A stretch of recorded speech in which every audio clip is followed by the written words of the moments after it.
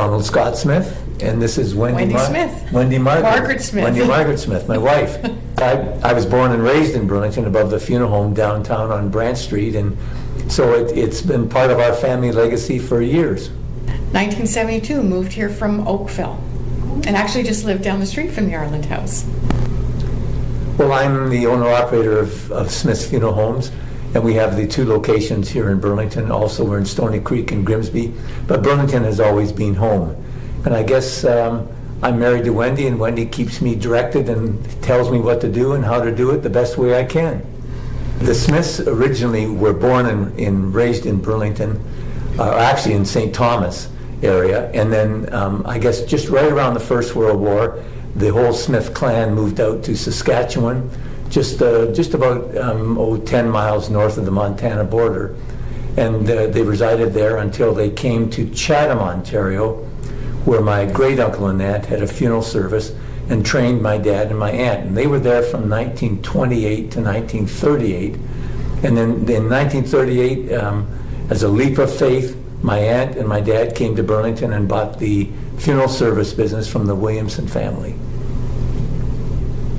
Wendy? My family came from Edinburgh, Scotland, and settled in Oakville. And then I came to Burlington in 1972, and when Don and I got together 22 years ago, we realized that Don's ancestors are from Musselburgh, Scotland, and mine are from Edinburgh. You know, we thought the world began and ended on Brant Street in downtown Burlington. Yeah. And, you know, Caroline Street was the outskirts of town, and the north of that, you'd had apple orchards and market gardens and small farms. And it was small, but it was simple, and it was fun, and it was a great way to grow up. And we got to be friends with people the kids that we grew up with would always drop into the funeral home because that's where we were raised. And Mom would always have a bowl of soup and a sandwich, you know, after playing outside, and we just made the best of life. And it was simpler times in many ways, but wonderful times. And the friendships that we developed then with neighbors and kids we grew up with, went to school with, are still friends and neighbors now. Absolutely, simpler times. A matter of fact, my first hairdressing salon was a home that was owned by Czechoslovakian immigrants that came and worked all the orchards. And that's when Wellfline was a dirt road.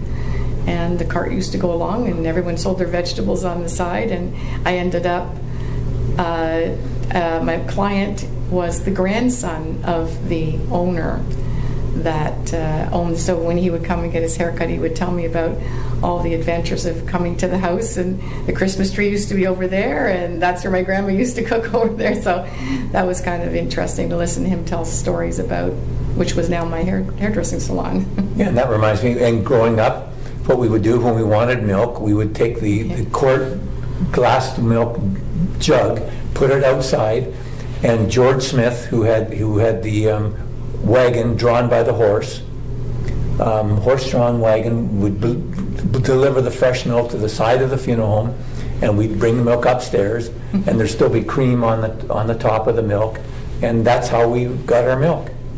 It was just like being on the farm. I mean, you had chores to do before you went to school, and you had chores to do when you came back, and it was all related to us serving families in the funeral service, and whatever you had to do to make that go smoothly, you would do. Usually involved a broom and a shovel and cleaning of some sort. I think the biggest fight that my brother and I had, we didn't have a dishwasher. So after dinner was done, remember I said Dad went downstairs and Mom went to the dining room table and did the books. Doug and I had to fight over who did washed and who would dry the dishes. So that's my least favorite memory of growing up. Probably had anything else, but I'm not sure if, I think I'd probably like to wash because you'd be finished first. There's a leadership role that I have acquired from my whole family, but I think I look at as one of a group of colleagues that cares for people. And I think I like to think of myself not as the owner-operator, but really as one of 65 different people that care about others and want to help them. And Wendy's a real asset to the business also. Thank you. Thank you. For the last 22 years, I started out with a hairdressing business here in Burlington. And when Don and I met, we had some similar interests about growing the business and, working at expanding, and that's where I came in and taken over the decorating of the newer facilities and then renovating the older facilities and being a part of the 75th anniversary celebration. We had a lot of fun doing the book, the 75th anniversary book. Mm-hmm. And when we initially started, it was going to be about the Smith funeral homes. And that was part of it. But then we thought, that's inadequate and that's kind of self-serving. Wouldn't it be kind of neat to involve Burlington in it from the 1930s right through up to 2013? And so we said, well, there's more that has happened. There's the labyrinth, there's the new museum, there's changes to the hospital, there's the Performing Arts Center, which is now, well, it's where it is now. Mm-hmm. And we'd like to, continue to celebrate that. So, and there's maybe things that we'd like to now include that we forgot or didn't know about or whatever, more in more family kind of history, and celebrate the community of Burlington. So we thought, well, let's add 5, 10, 15, we don't know how many pages we're going to have, but let's redo the book and maybe make it even better. We started and went downtown right next to the Coronation Hotel, and it was just probably 5 rooms, and I guess they had to pull the bed out when they needed to sleep, and then all of a sudden they outgrew that, and so in 1942 they moved to our current location on Brant Street, which was then the outskirts of town. And then as the community grew, we could see that the QEW, kind of like Mississauga, Oakville, and Burlington, divides the community. So we needed to have a presence in what we now call North Burlington. And so we bought the existing fire station from the city of Burlington, which became surplus property, and opened up our second location then and helped decorate it and organize it.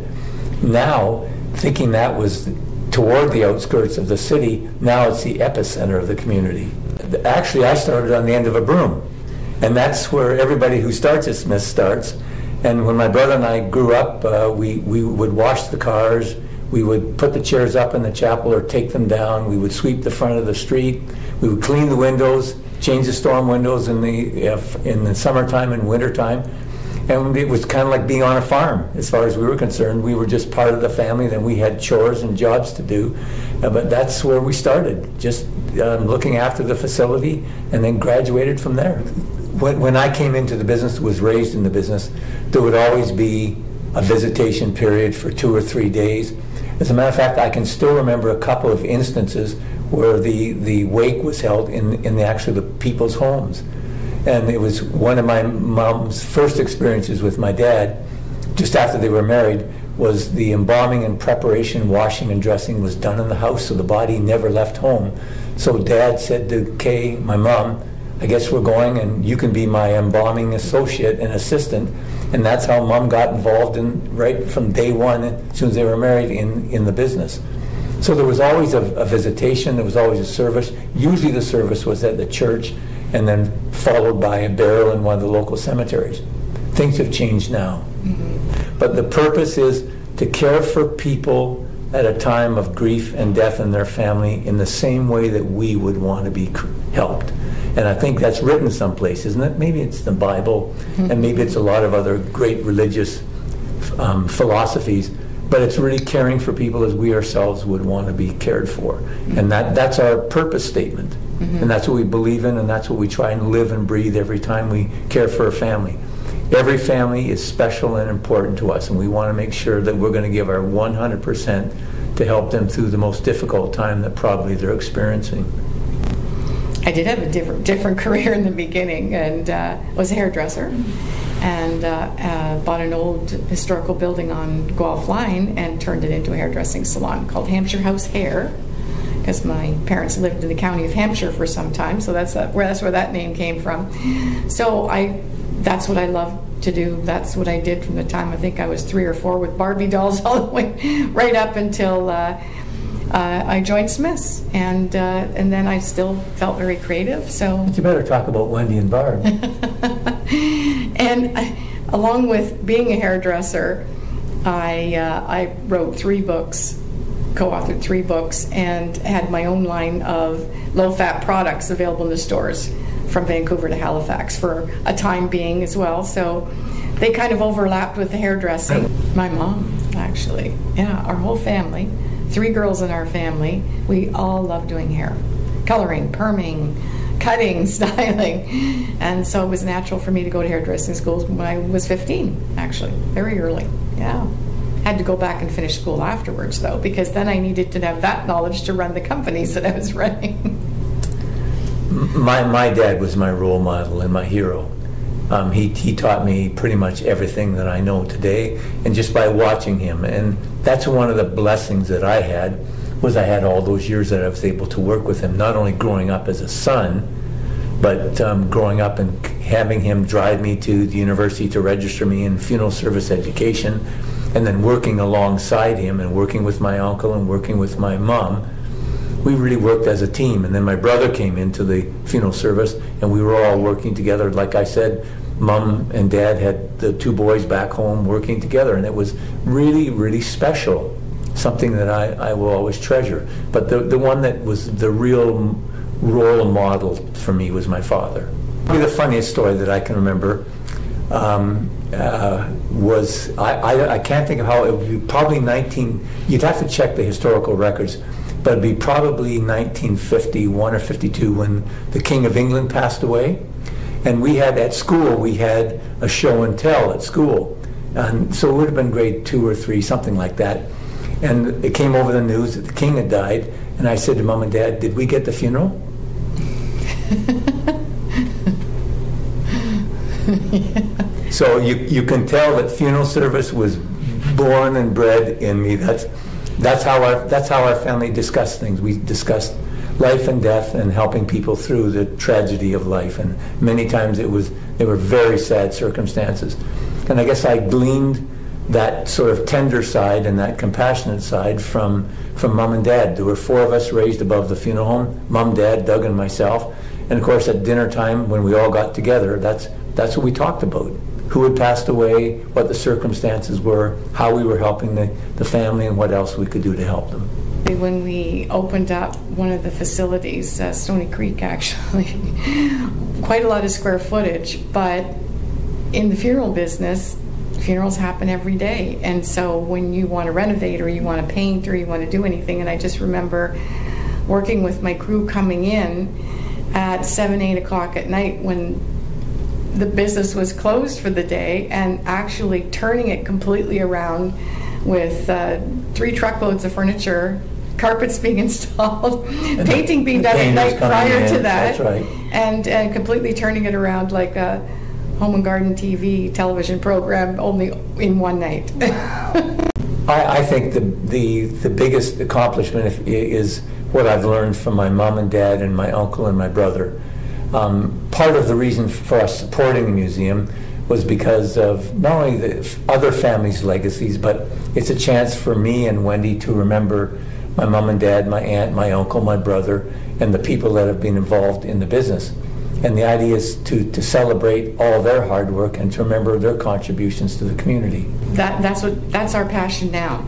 You know, that's our passion now, is just reflecting, like Dawn said. And I was lucky enough to meet Kay and spend time with her and see what a gentle, lovely lady she was, and how important the business was to her and her boys, and to see it carry on. And Don's going to do that. You know, he's been the caregiver of the business for a while, and to see it continue and be a legacy in their honor is part of my passion now. Life growing up above the funeral home was really quite interesting, because mom and dad, well, dad was the funeral director and mom answered the phone, was the embalming assistant, raised 2 little kids that hopefully grew up to be decent adults, answered the telephone, was the hairdresser, was the bookkeeper. So you'd come home from school and mom would have dinner ready, so we'd eat dinner, talk about the funeral business, what was happening. Dad would go downstairs and greet and meet people and help the family downstairs. Mom would go immediately to the dining room table where she'd do the books and balance the budgets. And so they really were a ma and pa outfit that worked together and were a great support to each other, and that I want their legacy to be remembered for their hard work. I'm the last of the family, and the last one, I guess, who remembers the hard work, the diligence, the sacrifices that were made, the leap of faith that was made by my dad and my aunt. But the hard work that I've talked about earlier of my mom and dad, my brother's contribution, my uncle's contribution and hard work when he came from the West. I think I want to remember that hard work. Wendy and I are really the stewards of their hard work. And I won't say we can cruise along on their shoulders, but it was their work and effort coming here, risking everything, mortgaging their cars, selling things that they had to sell to be able to get the down payment, to make the changes, to move to what then was the outskirts of town and say, will we make it? Will things last? And then my uncle coming and my aunt going back out west after the war. I think I want to remember all their hard work and to celebrate that, along with the other Burlington families that have the same stories. My Aunt Jeanette sold her car to help Dad with the down payment. They came with absolutely nothing. And then the other sacrifices, when Dad wanted to build on to the business, probably in 1952, again, mortgages had to be secured by something other than just a promissory note or land titles. So Dad had to sign over his personal insurance policy to the bank in order to get the funds for making the changes to the building. So you can see, had Dad died, where would Mom and my brother and myself have been left? So they had to do a lot of hard work and a lot of thinking and a lot of sacrificing in order to make the business grow and progress. What I remember about Mom and Dad, no one ever talked about money in our family. They talked about the reasons, why are you doing what you're doing? Why did my great-uncle and aunt went into funeral service in Chatham because their 15-year-old son died. Then my dad came because my aunt wrote my grandmother and said, we don't have a child anymore. What about your son and daughter? Would you like to send them down and we'll teach them funeral service? And so they taught them hard work and sacrifice, and it was never about the money. It was about caregiving and giving back. And so that's what I learned all my life, and that's what Mom and Dad taught me. And I think Wendy knew Mom and has known and heard these stories. And Doug came into the funeral service. My uncle was in it. It was really a strong family, hard-working gift, I guess, that we were trying to give back to the community. And we were very fortunate to be able to serve humankind in a special way and to be able to advance the business as we got thanks from the families for helping them. Exactly the same. I learned so much from Don this last 22 years and from his family and from all the hard work, and watch him every day, that I feel exactly the same way. It's his passion, and it's what he loves to do, and it's not work. And like you said, it's not about that. Just coming up here, I came from a funeral service, and one of our staff's sisters passed away very suddenly and rather tragically. And I went up to see him. I gave him a hug, and he said, "Don, thank you for being here. You didn't have to come, but you did."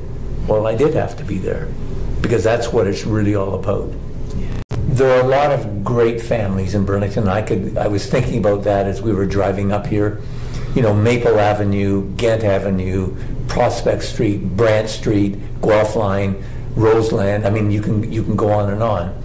And we want those family members, significant families, to be remembered. We want them to have a place where their heritage can be remembered and recognized and mean something also. So we think that the museum will be an ideal location for that recognition to be supported, where you'll have pictures and relics and historical documents that are important to all those families. Oh, the foyer, the way the building is just a superb piece of architecture. It's beautiful, from seeing the first renderings to actually watching it this past year unfold has just been amazing. I can hardly wait to go. I think what's really going to be neat is you've kept the original structure, which, by the way, I was telling Wendy coming up in the car that I can assume, and I think when my aunt and dad came here in 1938, that was about the time they were completing the original old museum. So everything was happening, I guess the stars were aligning. So it's going to be interesting to see how they've integrated the old original home, which is what we want to celebrate, and the legacy of that, but also how they'll integrate the new building, which is going to provide so much more opportunity to celebrate Burlington, but not only Burlington, but Ontario, Canada, and other international exhibitions. There's so many things that have made Burlington great, and the reason that we want to help is you think about families, and you think about people with mortgages, and you think about people with children who want their kids to go to university. We think about businesses that want to be successful, hospitals that want to have the best care because they've got the best people, but they don't maybe have the best equipment and facilities. You think about libraries that want to expand, sports alliances that want places to celebrate. Same with the museum or any other institution. We want to help those institutions become the best that they can be. Yes. And sometimes it's moral support, sometimes it's just talking the good talk, and other times they need money and finance and financial support. And we want to be there to help all the great organizations in Burlington become the best that they can be, and that's why we do what we do. Yeah. Family history. I think it becomes more important the older you get. I mean, I would give anything to be able to have one day with my great uncle and aunt, my dad, my mom, my aunt, my uncle, and ask some of the questions I'm now thinking, well, I wonder what that was like, and I wonder what they would do, and what should I be doing now? What was important to them? And I think I know a lot of those, but just to be able to have a conversation. And I think that's one of the reasons why what the museum is trying to do, not only in exhibitions, but it's going to have there will be heritage historical events, things that can be celebrated there. Families, not just the Smith families, but other families that can be recognized for the contributions they made. And I think, and I suspect, that children and grandchildren and great-grandchildren, as they become older, will want to go and just maybe have some of those questions answered that they'll now have on video.